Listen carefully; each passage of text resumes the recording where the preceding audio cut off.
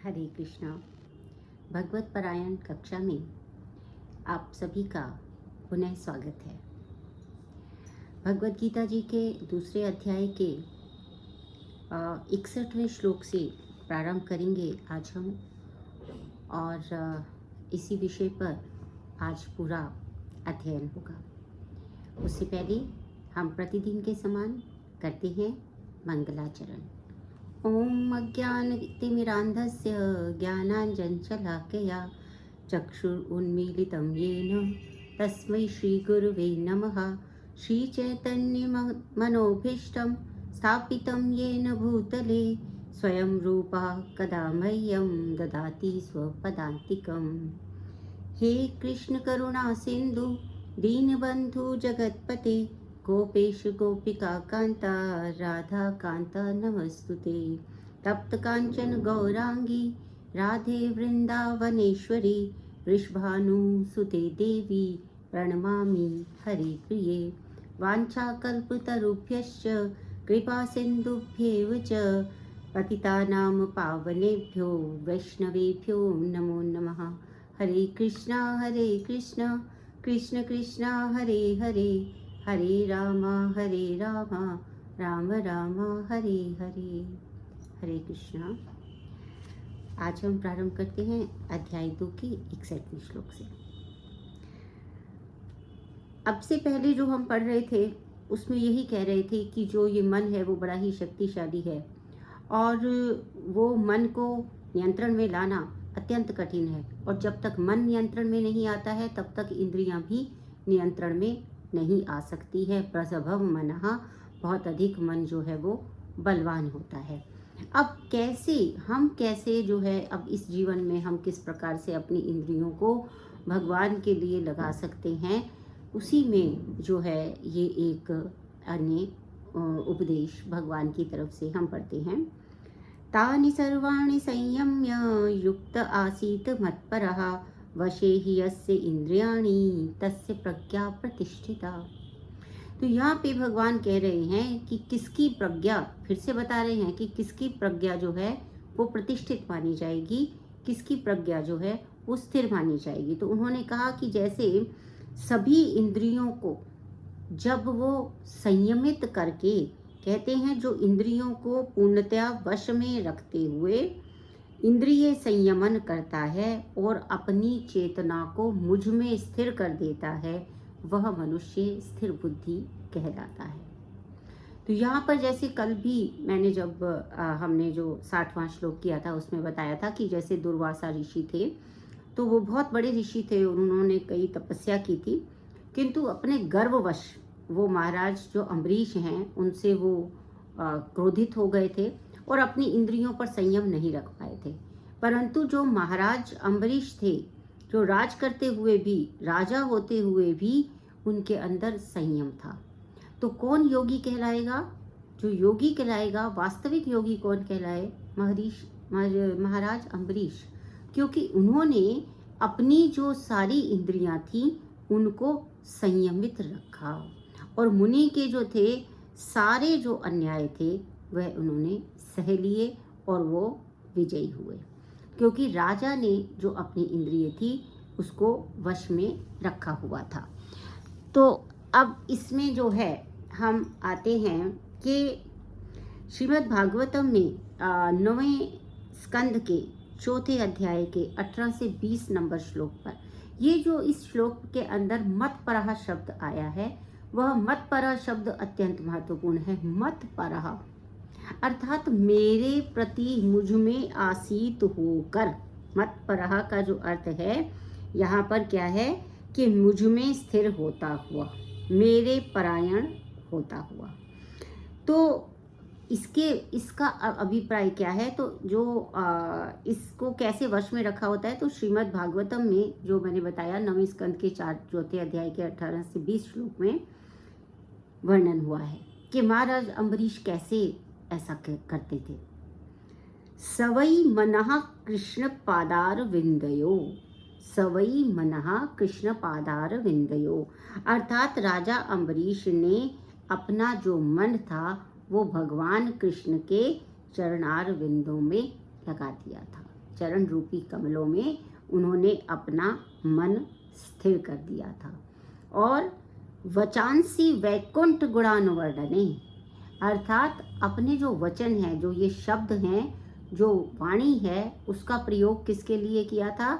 महाराज भगवान कृष्ण की धाम की चर्चा करने में उन्होंने अपनी वाणी का प्रयोग किया। करौ हरेर मंदिर मार्जनादिशु, और अपने जो हाथ हैं, कर अर्थात हाथ, तो जो अपने हाथ हैं उनका प्रयोग कहाँ किया? भगवान के जो मंदिर हैं उसको साफ करने में, उसकी स्वच्छता करने में, उसको उन्होंने अपने हाथों को लगा दिया। फिर श्रुति चकार अच्युत सत्कथोदये, तो क्या कहा? श्रुति, श्रवण जो है, अपना श्रवण, कानों का प्रयोग क्या किया? क्या कहा? अच्युत, श्रुति च अकराच्युत सत्कथोदये, जो अच्युत हैं, जो च्युत नहीं होते हैं। मैंने पहले भी बताया था कि अच्युत के दो अर्थ है। एक तो वो अपने जो धाम है उससे कभी च्युत नहीं होते हैं, वो यहाँ पर जिस भी रूप में अवतार लेकर इस धरती पर आते हैं और जोन से भी कार्य वो करते रहते हैं, वो उसके बाद भी वो अपने धाम में भी उसी समान बैठे रहते हैं। उनमें कोई ऐसा नहीं है कि वो वैकुंठ धाम से च्युत होकर नीचे गिरकर नीचे आएंगे, ऐसा कुछ नहीं है। उनके पास उतनी शक्ति है कि वहाँ भी रहते हैं और वो अपनी शक्ति का विस्तार करके यहाँ पर अवतार स्वरूप में भी होते हैं और हमारे हृदयों में भी प्रविष्ट करते हैं। तो ये भगवान की शक्ति है, परम शक्ति है और अचिंत्य शक्ति है, जिसका कि हम अनुमान नहीं लगा सकते हैं।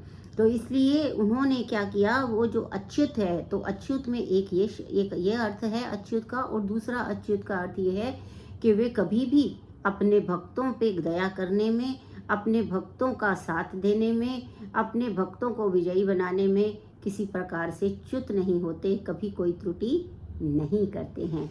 तो ऐसे अच्युत के जो सत कथाएं हैं, जो कहानियां हैं, जो कथाएं हैं उनकी, उनको सुनने में उन्होंने अपने श्रवण को लगा दिया। और मुकुंद लिंगालय दर्शने दृशौ, अर्थात जो ये जो मुकुंद हैं, जो ये मुकुंद नाम के राक्षस का जिन्होंने वध किया हुआ है, ऐसे जो मुकुंद हैं भगवान, उन भगवान के देखने में, भगवान के दर्शन करने में, भगवान के अर्चा विग्रह के दर्शन करने में, उन्होंने उनका स्वरूप देखने में अपनी दृष्टि को लगा दिया है। तद्भृत्य गात्र स्पर्शे अंग संगमम, और स्पर्श कैसा किया उन्होंने? जो भक्त आते हैं उन भक्तों के अंगों को स्पर्श करने में उन्होंने अपने स्पर्श का प्रयोग किया। तो यहाँ हम देख रहे हैं कि ये जो हमारे 5 ज्ञान इंद्रियां हैं, उसका किस प्रकार से महाराज अम्बरीश प्रयोग कर रहे हैं। हमारी जो ज्ञान इंद्रियां और हमारी कर्म इंद्रियां, दोनों ही। ज्ञान इंद्रियां कौन सी हैं? हमारी जो ये शब्द, स्पर्श, रूप और रस और गंध, इनको ग्रहण करती हैं, वो ज्ञान इंद्रियां हैं। और इसके अलावा जो कर्म इंद्रियां हैं वो कौन सी हैं? वाणी, पाणी, पाद, पायु और उपस्थ, यानी कि हमारी वाणी, हमारे हाथ, हमारे पैर और हमारा जो गुदा प्रदेश है वो, और जो हमारा जिसमें कि जो कि गुप्तांग हैं, जननेन्द्रिय है, वो सभी जो हैं, सभी कर्मेंद्रिय हैं। और उन का जो प्रयोग है वो किस प्रकार से भगवान की सेवा में करते हैं उसे देखते हैं।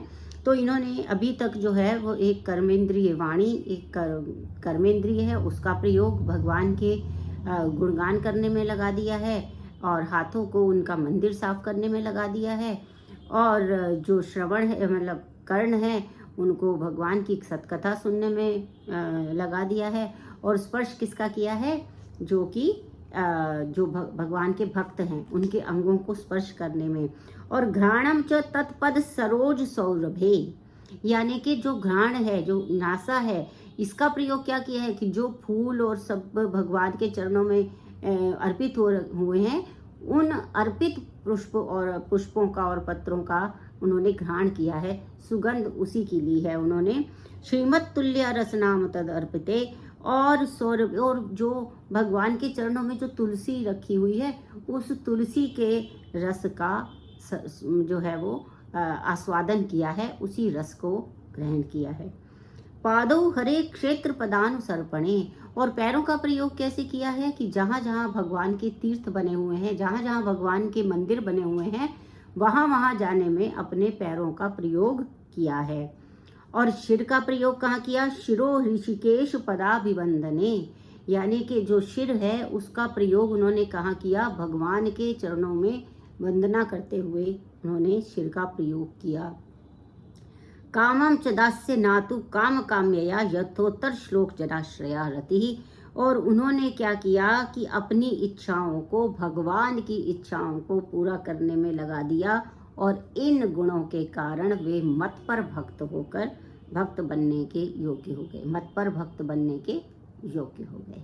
तो इस प्रकार से मत पर का जो अर्थ है वो बहुत ही विशाल है, और इस प्रकार से महाराज अम्बरीश ने अपनी इंद्रियों के ऊपर नियंत्रण किया और उनका पूरा का पूरा प्रयोग जो है वो भगवान की सेवा में लगा दिया। तो इस प्रकार यहाँ पर इनका बताया गया। और उन्होंने कहा कि जो आचार्य श्री बलदेव विद्याभूषण जी थे, जो मत पर भक्ति के बहुत बड़े आचार्य हुए हैं, उन्होंने कहा कि मद भक्ति प्रभावेन सर्वेंद्रिय विजय पूर्विका स्वात्म दृष्टि सुलभेति भावः। अर्थात इंद्रियों को केवल कृष्ण की भक्ति के बल पर ही हम जो है वश में किया जा सकता है। इसमें एक बहुत ही सामान्य उदाहरण भी दिया गया है कि जैसे अगर अग्नि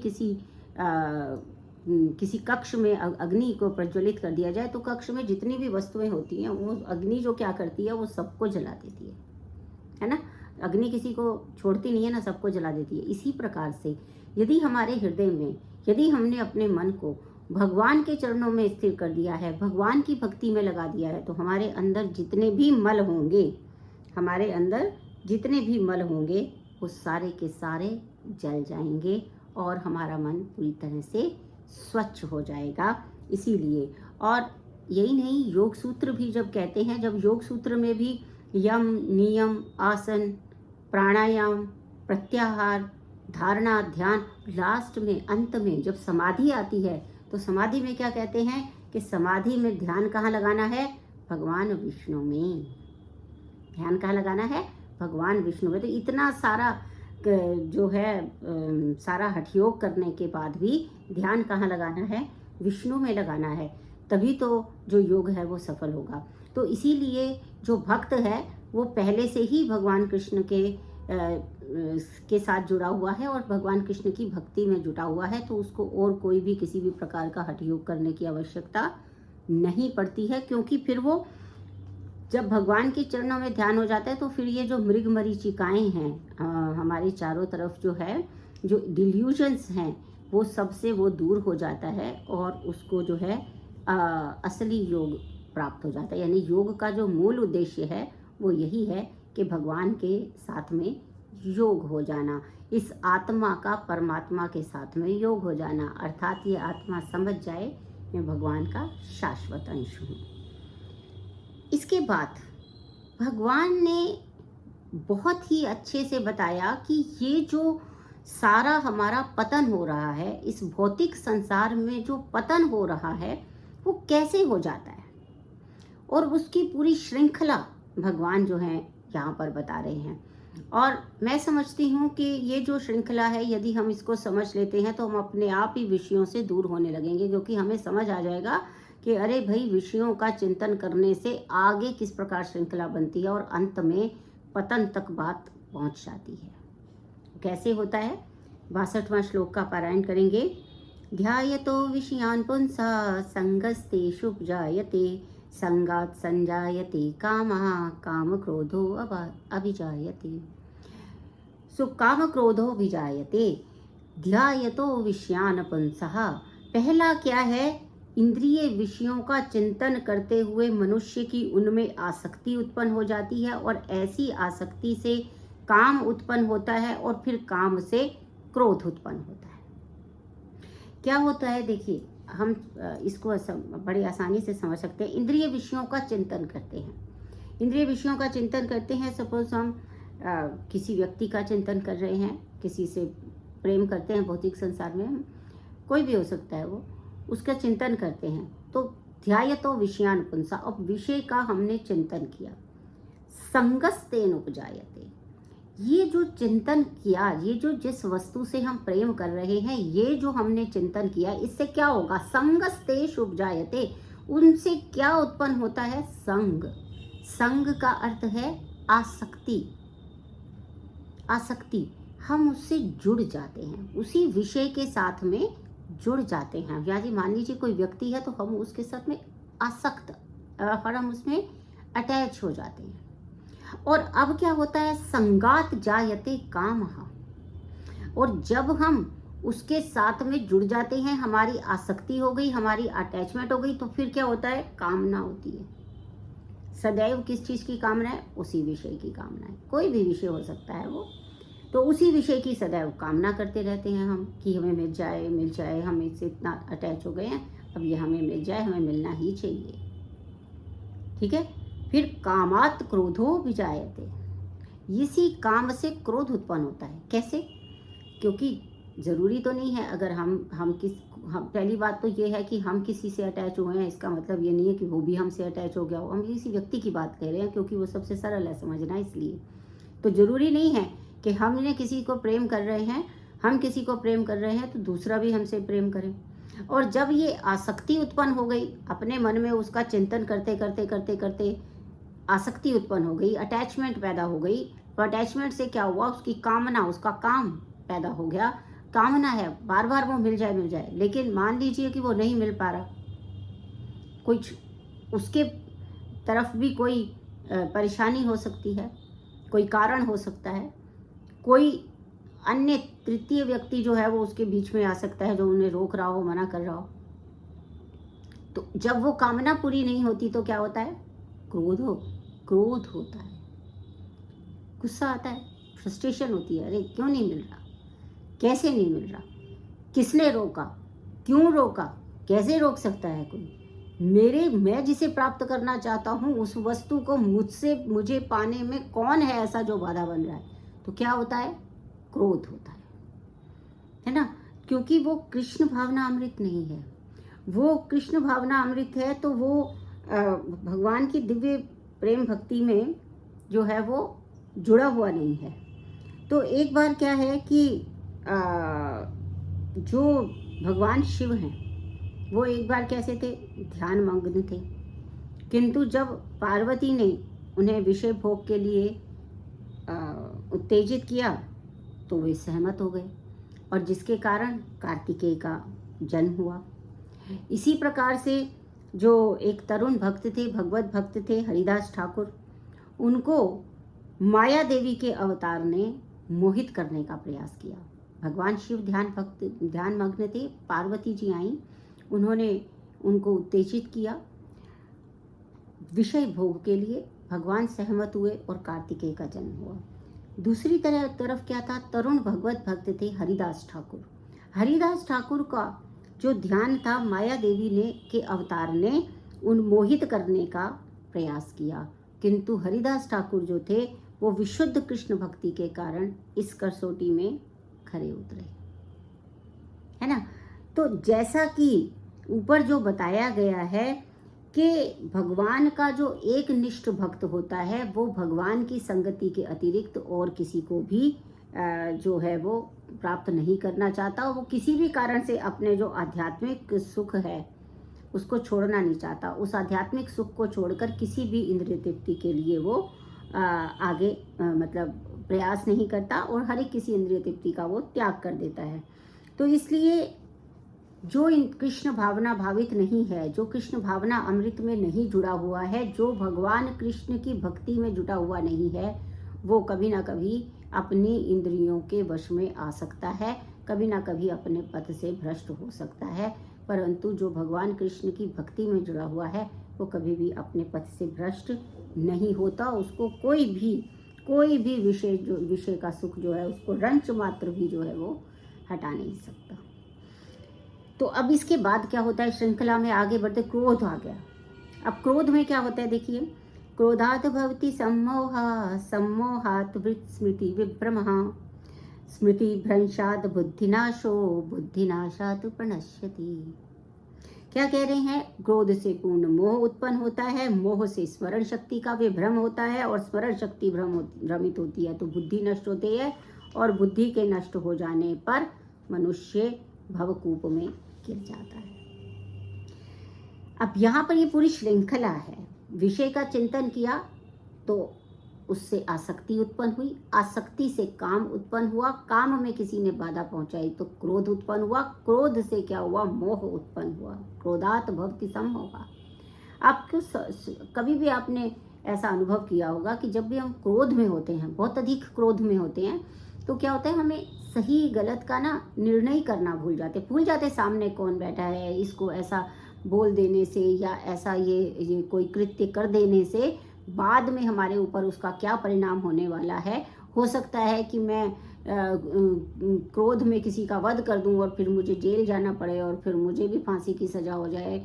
मैं क्रोध में जो है किसी को और किसी प्रकार की हानि पहुंचा दूं। मैं क्रोध में अपने से बड़ों के साथ असम्मान कर दूं, अपमान कर दूं मैं किसी का, और बिना सोचे समझे कर दूं।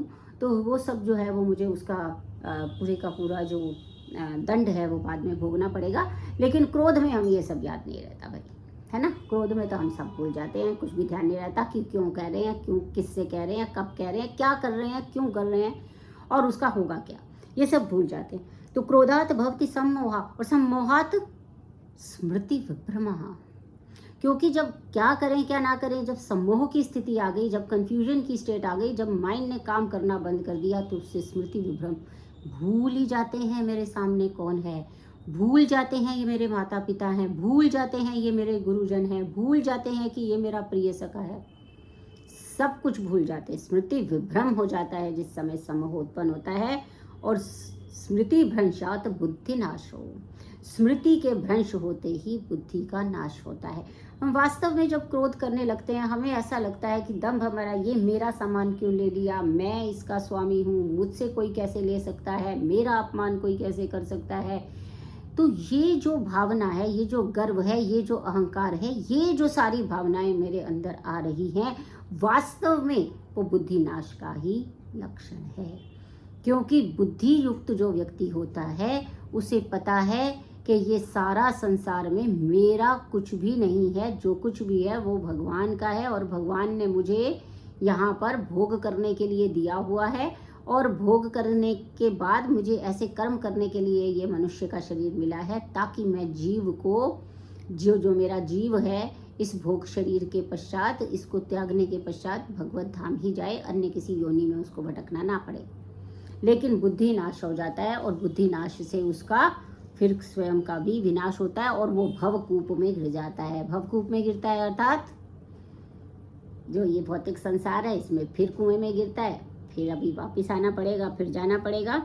तो इसीलिए भक्ति रसामृत सिंधु में भी एक बड़ा अच्छा जो है वो श्रील रूप गोस्वामी बताते हैं, प्रापंचिकतया बुद्ध्या हरिसंबंधी वस्तुतः मुमुक्षु भी परित्यागो वैराग्यम फल्गु उच्यते कथ्यते। तो कहते हैं कि जो कृष्ण भावना अमृत के रहित होते हैं, प्रापंचिकतया बुद्धया हरि संबंधी वस्तुनः, यानी कि जो कृष्ण भावना अमृत के ज्ञान से रहित है, कृष्ण में अपना ध्यान नहीं लगा रहे हैं, वे कृत्रिम ढंग से अपने आप को भौतिक चीज़ों से बचाने का प्रयास करते हैं, है ना। आजकल आपने देखा होगा बड़े सारे साधु हैं, संत हैं, सन्यासी हैं, वो क्या है, कृत्रिम रूप से ऐसा करने का प्रयास करते हैं। या हम भी, हमें अंदर से तो मन कर रहा है, इच्छा कर रही है, लेकिन हम कुछ करेंगे नहीं, हम तो विषयों से दूर हैं, हमें तो कुछ नहीं करना है। तो हम ये वैराग्य का जो एक ढोंग रच रहे हैं, है ना। इसे व्यभिचारी भी कहा है, भगवद गीता में भी कहा है, आगे पढ़ेंगे हम। तो क्या है कि हमारा मन तो अंदर से माना हुआ नहीं है, लेकिन हम फिर भी जबरदस्ती अपने आप को रोके हुए हैं, मतलब बलात् अपनी इंद्रियों को रोके हुए हैं। वैसे मन तो कर रहा है, इंद्रियां भी भाग रही हैं विषय के पीछे, लेकिन हम उसको ग्रहण नहीं कर रहे विषय को, कि नहीं हमें तो वैराग्य है, हम तो संन्यास ले चुके हैं। तो ये वाला प्रापंचिकतया बुद्धिया हरि संबंधी वस्तु ना, तो जब उसका फल तक होता क्या है, मुमुक्ष भी परित्यागो वैराग्यम फल्गु उच्यते, तो वो मोक्ष की कामना करते हुए भी वो वैराग्य को प्राप्त नहीं होते हैं, चरम अवस्था को प्राप्त नहीं कर सकते। इसीलिए इसको वैराग्य को फल्गु कहा है। फल्गु होता है जिसका कोई जो है गौण कहलाता है, मतलब कोई प्राथमिकतया वो वैराग्य नहीं है, वो एक समझ लीजिए वैराग्य का एक कृत्रिम स्वरूप है। क्योंकि वो वैराग्य कृत्रिम ही होता है जिसमें कि हमारा मन तो कर रहा है कि हम वो सारे विषयों का सेवन करें, पर हम कर नहीं रहे हैं, है ना। मिठाई सामने रखी है, मन कर रहा है उठा लें खा लें, उठा लें खा लें, लेकिन नहीं, मैं नियंत्रण करता हूँ, मैं ये तो नहीं खाना है ना। तो ये जो है इसमें क्या है कि इंद्रियों को वश में नहीं किया गया है, उन्हें बलात् रोका गया है, फोर्सफुली स्टॉप किया गया है। उसकी रुचि भी समाप्त नहीं हुई है और उसकी लालसा भी समाप्त नहीं हुई है। तो ऐसा जो वैराग्य है वो गौण वैराग्य कहलाता है। प्रधान वैराग्य क्या है कि होता रहे जो भी है, इंद्रियां कुछ कह ही नहीं रही, उसको लेने के प्रति वो उद्यत ही नहीं हो रही हैं, तो वो कहलाता है प्राकृत और प्रधान वैराग्य। लेकिन ऐसा वैराग्य जिसमें बलात् रोका हुआ है और कृष्ण भक्ति की तरफ हम नहीं लगे हुए हैं, तो वो बेकार का है, गौण है ना। तो इसी तरह से जो जैसे हम बच सकते हैं किसी भी भोजन को करने से, परंतु हम जो है सदा के लिए उसमें रुचि समाप्त हो जाए, ऐसा नहीं हो सकता है। तो जो कृत्रिम त्याग करते हैं तो वो एक लेवल तक पहुंचते हैं कृत्रिम त्याग करके, और उनके सदैव नीचे करने का पूरा जो है वो बना रहता है, मतलब एक आशंका बनी रहती है कि कभी भी वो गिर सकते हैं, क्योंकि ये जो कृत्रिम रूप से नियंत्रण रखा हुआ है, ये कब तक इंद्रियां जो हैं वो उसको सहन करेंगी, कब तक हम उन्हें ज़बरदस्ती रोक पाएंगे। तो इसलिए जब तक भगवान कृष्ण में अपना हृदय हम स्थित नहीं करते, भगवान कृष्ण की जब तक हम भक्ति नहीं करते, तब तक हम ये जो जिस वैराग्य की कल्पना कर रहे हैं उस वैराग्य को प्राप्त करने में हम असफल रहेंगे। तो आज के लिए इतना ही। अगली कक्षा में इससे आगे 64वें श्लोक पर हम लोग अध्ययन, पाठन और समझने का प्रयास करेंगे कि भगवान हमें किस किस प्रकार से इस भौतिक संसार से बचाना चाहते हैं और इस भौतिक संसार में उनकी सेवा किस प्रकार की जाती है, उसके लिए वह हमें प्रोत्साहित कर रहे हैं। तो इन सब की चर्चा करेंगे हम इसके आगे के श्लोक पर अगली कक्षा में। तब तक के लिए आप सभी भगवत गीता जी पर अपनी आस्था बनाए रखते हुए इसका प्रतिदिन पारायण करने का प्रयास करेंगे, और मुझे सुनने के लिए, मेरे साथ इस यात्रा में आने के लिए आप सभी भक्तों का मैं बहुत बहुत धन्यवाद देती हूँ। हरे कृष्णा।